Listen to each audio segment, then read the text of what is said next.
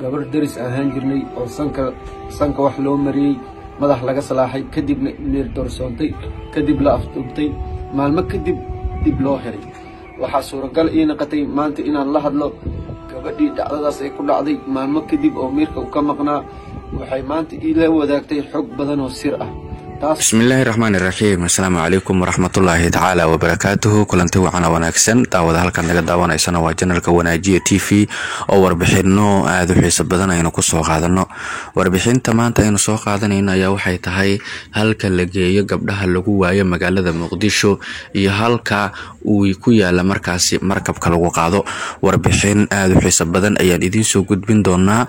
Fadlan haddii nagu cusub tahay subscribe noo saar, like noo saar si aan markaasi noola socoto warbixinada aan markaasi soo dhigno. Haynu guda galno warbixinta aadka u xiiso badan ee maanta aan idin hayno. Halka la geeyo gabdhaha lagu waayo magaalada Muqdisho iyo halka uu ku yaalo markabka lagu qaado kooxda bartilmaameedsanaysa da'yarteena oo la ogaaday.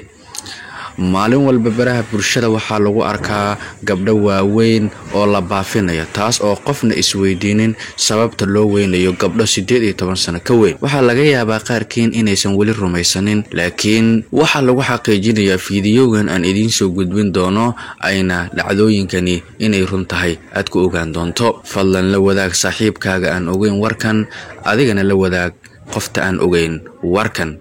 fiidiyogana daawasho wanaagsan. gabadha asxaabteena wax badan in mir ugu dambeysay markii laga waday xaafadda waa beri kadib meel lagu hayay meel container ah taas oo aysan ogeyn mugdi ah kadib waxay noo sheegtay in gabadha meel la geliyay mashiino ku xiran yihiin qabow badan baaritaan lagu sameeyay kadib dadkii su'aalo is weydiinay gabdho badan oo xitaa ay aragtay oo kaliyaha oo wax ugu xiran yihiin mashiino kadib waxaa la ogaaday inay iyada kaliyeeda ay jiran yihiin.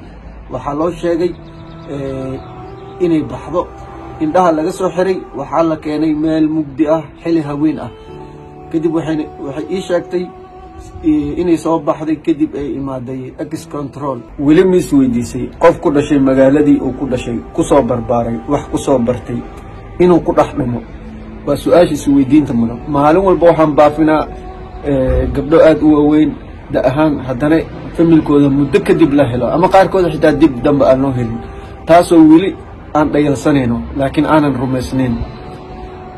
dowladda waa inay xogtaan ay si fiican ay u baartaa laamaha ammaanka dabagal badan ay ku sameeyaan. dabcan konteenaro waaweyn magaalada dhex yaalo siday gabadha ii xaqiijisay. sidoo kale waxaa ay ii sheegtay in xilliyada haweenkii xitaa doomo lagu qaado dadka oo la geeyo badda taasoo aan la ogeyn wax lagu soo sameynayo iyo wax lagu sameeyo.